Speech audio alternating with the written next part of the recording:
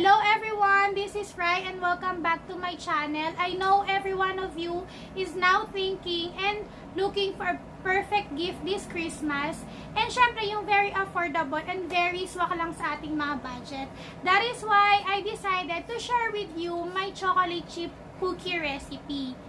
This gift idea is very perfect kasi nga everyone loves cookies and everyone loves chocolates.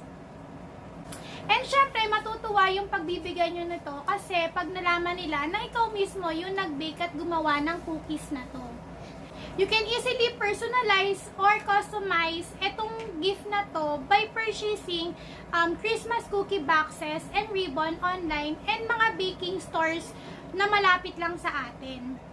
These cookies are also available sa aking mga social media pages. Ilalagay ko sa description box sa baba yung mga link ng aking mga social media pages so you can easily purchase it to us online. With this vlog, I will also share some tips kung paano makuha yung very crispy sa labas but very chewy and soft sa gitna.